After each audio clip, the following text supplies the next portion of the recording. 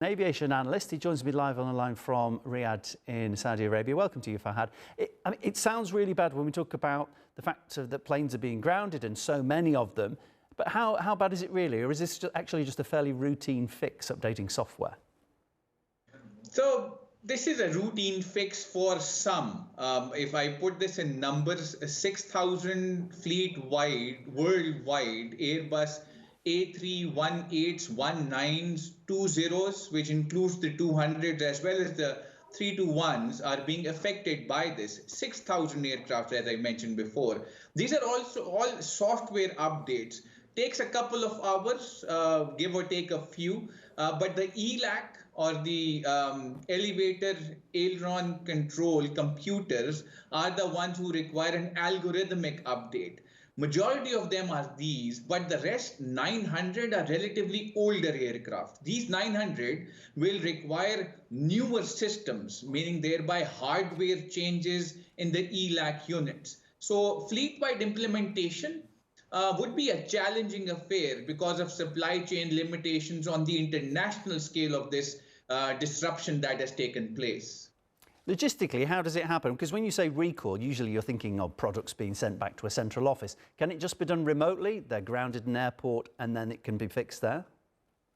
That is exactly what Airbus is doing right now. Engineers are running across the world trying to manage these various supply chain and logistical issues. But the problem or the challenge once again is not the software, but the hardware updates that will require. It will require, in my opinion, we call them either ABCD checks, where the aircraft is taken or kept on ground for a longer period of time. So question marks there, easier for the software updates, and Airbus is doing that after the EASA emergency airworthiness directive that has come across, resulting to this push on a global scale.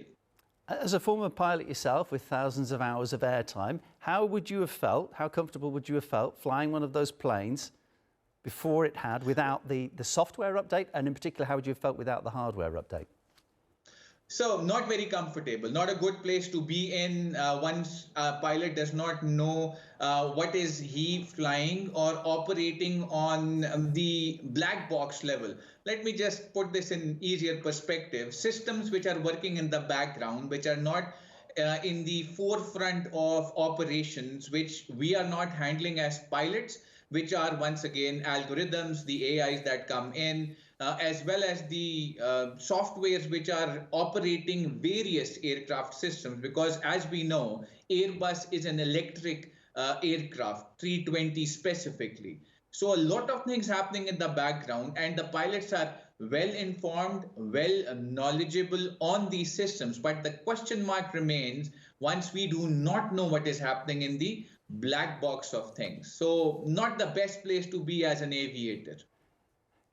Given that you're quite uncomfortable about that situation, does that mean that we've been flying, many of us, on planes that were potentially very dangerous? How's this gone undiagnosed for so long?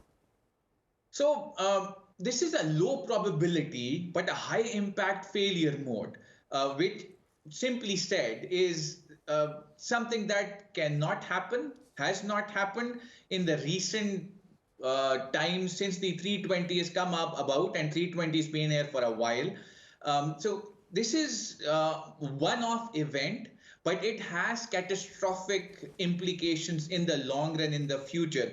We can call it the perfect storm of conditions, where this high solar activity, which is a solar flare, or the specific aircraft configuration for that matter, they become more susceptible to hardware and software variations just because we have so many electric components, fly-by-wire components, flight management system components. ELAC, just one of them, is having an effect of this solar radiation induced data corruption, as well as single event upsets taking place.